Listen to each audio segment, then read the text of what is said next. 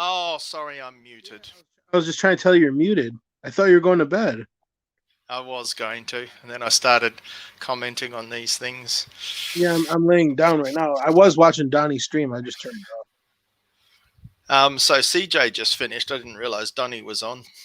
Yeah, he's doing a soteriology discussion, and there's an ignorant woman in the chat named Lena that thinks no one's saved now. And she keeps saying, "Where did Christ say He paid for all of our sins?" We keep showing her scriptures, and she says it doesn't say all sins. It says trespasses. He forgave us all our trespasses, plural. What are trespasses? Sins. Yeah, well, you'd think so, wouldn't you? Unless you're a moron. So did you show her 1 John 2:2, and here's the propitiation for our sins, and not for ours only, but also for the whole world? No, I showed her, what is it, 2 Corinthians 6, 13, I think. Wow. G'day, Paul. Haven't chatted to you for a while. Well, let's start again. So what's that, 4 minutes that I went with no sound? That's fantastic. I tried to tell you. Yeah, I know. Should have said something. I did. I even joined backstage and left you a message, said you're on mute. Yeah, but you didn't say anything. You typed a message. She said, Graham. Hello, Graham. Listen. G'day, Paul. No, then I tried telling you in the chat as well, but I didn't. I didn't do what. I was busy looking at something else. I wasn't looking at chat. This is the problem. I can't do two things at once. I'm a male. Yeah, I'm the same. I struggle with two things at once. I'm just checking the things. You know, the Roman dig. Oh yes. Yeah, still haven't got a date to go up there. I'm just going to find Tony Randerson. He's the local councillor. The last message I got off him was I don't know if you can see that, because that was me asking him when we'd be able to go there to see it. So he said probably now in the new year. It looks like the new year now, Paul. We'll put some official communications out prior to the event. Cheers, Tony. Awesome. Yeah, so I'm still waiting. So yeah, bit of a pain, because they were supposed to be opening it up in November. So obviously I spoke to him in November and said, "Have you got a date yet?" And he says, "No, not yet. We're still working on it." So in November. So November came and passed. So I messaged him again. I'd say that was the 25th of November. 25th of November, because he said it would be November. And like I said, they're still waiting on official response. What else was there? So you might hear sometime this month, maybe. Yeah, I mean, in November, 17th of November, he said should have an update tomorrow, and he didn't. Well. Yeah. Hi, Paul. We are still awaiting dates. I did chase this up a week or so ago with our planning department, who are going to seek advice from the developers. It's down to the developers who own the land. It's akin to drawing teeth, I'm afraid. So I'm a bit disappointed, because I was hoping I could have got up there two months ago. And like I said, we're into January now, and still no word of when it is. So yeah, it's a bit disappointing. So, Paul, I've changed your name. Do you know what? I keep forgetting to change that. I keep forgetting it's on, because I told him that it was done. Because when I went onto a few sites, a couple of people, if they didn't know who I was, other people were asking, and somebody referred to me as that bloody atheist. And I thought, I like that, so I put that on. And I keep forgetting to take it off. I've been on a couple of streams that have got absolutely nothing to do with religion, and people are going, "Why have you got that on?" And I'm like, keep forgetting to take it off. So yeah, that's a better one. That lovely atheist. I've got into a new hobby now as well. What's that? Ham radio. Oh yeah. Yeah, I used to be into radios years ago. I used to have the the CB radios like everybody else did. And when I was in the army, I did signal. I was a signaller for a while, so we used to use the HF radios and HF, VHF, the whole lot we used to use. So I got into radios years ago, but it just seemed such a hassle to get your ham or amateur radio license, as it's called, because you had to join a club, wait till they were doing the courses, because you can't just go on amateur AM radio frequencies. You've got to actually pass a test. You've got to be all licensed and everything to go on the radio. So I never did it. But due to COVID, so there's one good thing with COVID, if you can call it a good thing, is due to the fact that they can't do the courses anymore because obviously social distancing and all that, the FCC or whoever it is who governs it all, they said that it would be perfectly acceptable to do it online and do your test online. All I had to do was have a camera, like I am now, so I'd have to talk to the adjudicator, so to speak. It's all done online, tick in. As long as the camera's on all the time and you can see there's nobody else in the room, you're not getting information from anybody else, you can do it all online. And it took 3 weeks, literally, to do it. Whereas if I'd joined without COVID, I'd had to join a club that had gone, well, we're halfway through the course. The next course starts in 6 weeks. Then you'd have to go along with their speed. And obviously, you've got to go at the slowest person's pace. Plus, I'd done it all before. When I was getting all the information for it, it was all things that I'd done 30 years ago. So all it was a case of like remembering it and flew through it. So I got it all done in 3 weeks, bought all my equipment, got it all set up in the shed. And my first call, obviously I'm in the UK, my first call I hit Spain. My second call I hit Canada, which absolutely blew me away. That was talking to somebody in Canada just on a radio. And then I've had the USA once. It's a bit difficult because it all goes through what you call propagation skywave. Basically, you're bouncing your signal off the ionosphere to get over the curve, so to speak. So, it can be difficult to hit America. Plus, I'm restricted on the amount of power that I can use. So I can't, kick all this massive power out. I'm a bit lower power than everybody else. But, I'm thoroughly enjoying it. Back into my old hobby. And then I've got myself a little digital radio. And it does... that's a VHF one. But we've got repeaters all over the place. I'm going to bore everybody. Sorry, I'm taking over your stream. No. This is... I've wanted to get into ham radio, but I didn't... there's shortwave and there's ham. And there's all these different things. And it's like, I don't even know what it is. But it sounds interesting. It's similar to this in a way you can be talking to people. It's like streaming. Yeah, I mean, I suppose really, if you look at it, ham radio was the first social media, so to speak. Internet, yes. Yeah, I mean, it was sort of radio internet. It was the first way of communicating long distances. It was the best way to do it. Obviously, since then, we've got, like I say, we've got the internet. We can do this. I mean, this amazes me. I mean, it absolutely blows me away that 20 years ago, I never had dreamt about this. And I'm sat in the kitchen. I've just had a cup of tea. I got an email bing through. It said, Graham's gone live. I thought, I like this into Graham. I'll click it on. Clicked it on. I was like, sound. You've got no sound. And I'm still talking to you. I can, we can see I think it's brilliant. It's an absolute brilliant time. But I suppose this sort of thing might sort of kill amateur radio a bit because to me, growing up, I mean, I'm 55 now. I'm 56 next month.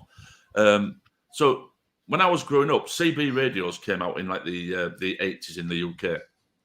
So for me to sit in my bedroom on a radio, talking to my mate, literally at the other side of town, which is only 3 miles away, it was amazing to be able to sit there and talk. It was magical. And I've still got that magical thing about it. When I go into the shed and I start talking to people from different countries, I think it's 17 different countries all now. To me, it's all magical. The younger generation, I suppose, growing up, they've had all this at the fingertips since they were born. You can do what we're doing.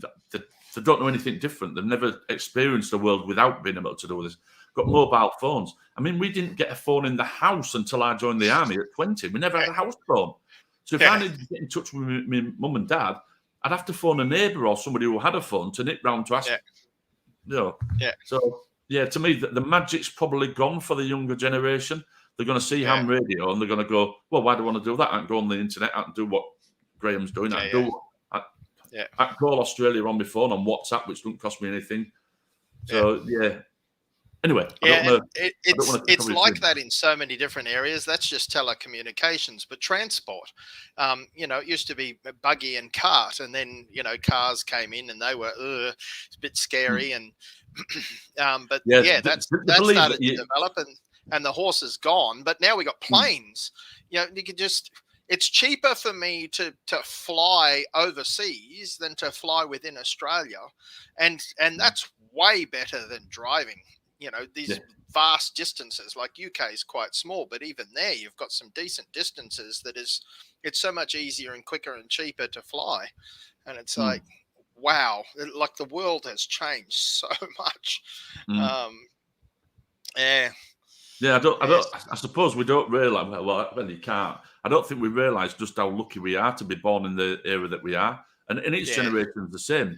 Because I mean, like I say, you go back 50, 60 years ago. Most people, it was like the upper class, the rich, that was doing the the jet set, so to speak. The average person couldn't do it.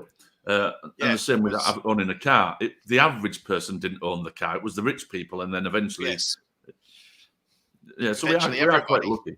Yeah, and same thing with medicine. The same thing with food, like kiwi fruit in the UK. I mean, they're not grown there. You've got to fly them in from somewhere else. But they're everywhere. It's just astounding, like what has happened to our world. It's such a different world today in some ways, and then in other ways you go, nah, nothing's really changed. There's some things that haven't changed one bit. Human beings are still human beings. Yeah, people are still people, but like you say, we're so lucky. I mean, the way I look at it is, I mean, I'm not rich by any means. I earn a decent money. I own my own house, but it's not a really expensive house. But to me, I appreciate what I've got, and I feel lucky for what I've got. To me, I am better off than a millionaire 100 years ago. Yeah. I've got a car outside. He wouldn't have a car 100 years ago. And if he did, it'd look if it did 30 mile an hour. I live in it's only a small house, but I've got instant heating. I've got instant hot water, and I've got electricity. All these different things that I've got that they never had back then. It makes me have a much more. You got a fridge and freezer there, and that looks like a dishwasher on the other side. Like it's astounding what we and how easy it is to have all of those things. It's just such a different world. Amazing. Yeah. Really good to see you, Paul, and keep us updated on the. Not that I'm sending you off, but I just want to make sure I mention this. Keep us updated on the Roman dig. So for those who follow my channel, those who don't know, they found this Roman villa near where, very close to where Paul lives, but they haven't let the public in there yet. There were some vandals and thieves that got in there when it got first announced to the public, and so they've hushed it up again because they didn't release it for a little while, and then they released it, and so they've locked it down tight, and you can't even get in there, well, not very easily at all. No, and you can't even see it from the fence, because where they've dug it all out, what they've done is all the soil and everything they've done to dug it out, they've built like a wall around it also. Even when you stood at the fence, all you've got is a mound, so you can't even see over it. So it's been frustrating because it's been going on for quite a long time now. I can't even remember when it was. Now you'll have to get up in your plane again, Paul. Fly over it about 200 feet. If they let you. Not that. No, the minimum you can go is 500. But get the guns out and shoot you down. So it's fascinating because what the news reports are is that this is the most extensive Roman find in the whole of Europe, like in all of history, what we know of what we've found. This is the most comprehensive area. Nothing comes even close really to how big this is, how much stuff. And there was no idea it was going to be there, none whatsoever. They were preparing to build blocks of flats or apartments, as Americans would call them, and they started digging, and they found this find, and legally they had to stop and preserve the find, and try and move the flats somewhere else, move their building. So hopefully they'll finish digging it up and make it available to the public, or at least release something to the public that we can find out what this is about. It sounds fascinating. Very Yeah, interesting. like I said, they did say that they would open it up to the public, so we'll be able to go and actually physically go and look at it. This was supposed to happen in November, as you're aware of, Graham. But unfortunately, that's been put back. It's supposed to be the new year, which obviously we're into the new year now. So I'm still waiting for an update of it. And as soon as I get the chance, I'll go up there and I'll take some videos and what have you. And if it's even a good time, but you all might be available, I might even click it on live. So you know, because I'm really excited to actually see it, but it's just frustrating. We've got to wait so long and nothing's come about it yet. Yeah. Anyway, I'll jump out. I thought I'd just jump in because I've actually got the dishwasher and everything to load. The wife's at work. I'm off now till the 25th because I worked over Christmas and New Year, so I'm off now till the 25th of this month. The wife's at work. I've got to pick her up at 1:15, so I best get the house tidy before she gets home or she'll kill me. Yeah, no worries. I think I'll do this stream another time. I've already mucked it up by messing up the sound at the beginning, so I'll organise it for another time. Yeah, I was trying to get your attention right at the beginning, and I was going no sound, and I put with Graham no sound, then I was like no sound. But like you say, you were reading something else, so you weren't seeing the chat. Yeah, I should have tested it before I went live. I should look at my microphone and see that the levels are bouncing before I go live, because it doesn't tell me. It doesn't tell me I'm on mute because it's on the headphones here. I can press a button and I don't know I'm on mute unless I check it. So it's similar to me. So instead of muting it on the computer, you're like muting it on your microphone. Yeah, because it's easier to get to, but then I forget about it. I've got one here. I've got this thing here. Yeah, but before I go live, there is a microphone testing thing that I can look and see whether there's sound, and I need to remember, check that every time. Anyway, we learn these things. Anyway, I'll jump out and I'll let you do whatever it is you're doing. Like I say, I feel like I've taken over now, and No, that was good. I haven't seen you for ages, so I was really glad. Because I've been quite busy. Like I say, my shifts have changed. So I do 4 on, 4 off. So when I'm at work, I don't bother going on the internet or anything because I've only got 12 hours off because I'm doing 12-hour shifts. And you can easily get drawn into something and you're like, oh, I need to go to bed. Yeah, you can take over your life sometimes. I didn't realize SFT was live either. I might go over there and see if see what's happening too. Yeah. I mean, really good to see you, Paul. I enjoy our chats, and I hope we can catch up again. Yes, and I'll jump in what's again. happening. I like knowing what's going on in your life. And I imagine that things are still quite cold there. We had a frost this morning. I think it was about -2 this morning. We had some snow yesterday, but lovely clear day. Really cold outside. It's probably only about +2 now, so it's really cold outside. But we can see it. The sun's beaming through the thing, so things are hopefully warming up. So I wish we could switch it a bit. You can have some of our heat. It's way too hot here. It's terrible. Well, it's your summer, isn't it? It's your summer now. Yeah, it's shocking. Yeah. It was nice. Last week it was raining and nice cloud cover and rain, and that kept things nice and cool. And then as soon as the clouds went away, boiling hot. The humidity is like 60%, and it's from 27 Celsius to 37 during the day, and 60% humidity or whatever. And it's just the sun's just burning. I've got the wrong skin to be walking out in the sun up here. I need to be where you're living. I don't mind our weather. A lot of people in the UK whinge about our weather because obviously we see Spain and Australia and places like that where it's lovely all the time. And I say that I actually prefer our weather because if I'm cold, I can put something on and warm up. Yeah. But once you're where you are and it's like so difficult. It's always harder to cool down than it is to warm up. To warm up, put some more clothes on, move about, do a bit of exercise, you can warm up. But once you're red hot and you're like, oh, I can't breathe, and you're just exhausted, which you haven't done anything, you're just exhausted because of the heat. It's just so difficult to cool down. Very much so. Completely agree. Well, I'll catch you next time, mate, and hopefully it'll be soon. When are you off work? I'm off work now until the 25th. I'm off. I've had the last 2 days off. I've got 20 days off, so yeah.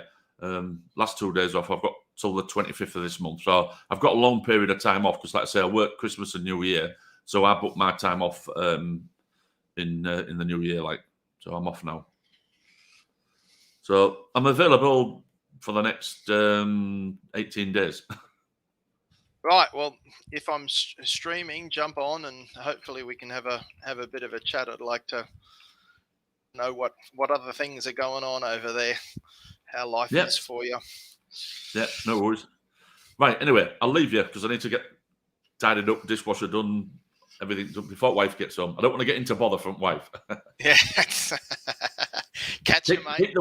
Keep the wife happy, and you'll be happy. Happy wife, happy life. Exactly. You're right. Yeah. Right. Anyway, I'll catch you all later. I've taken enough of your time as it is, so I'll see you all later. Ta-da. Have a good one. And yeah, that was Paul, one of my friends in England, and yeah, I didn't really. I've mucked it up. I've mucked this stream up. So if you come to this stream, so 24 minutes into the stream, I'm going to let you know that. But I've changed the description for this stream as well. I'm going to try again on the topic that I was going to do. So keep an eye on my channel, and I'll do another one. Thanks, and see ya. I'm headed off to SFTs.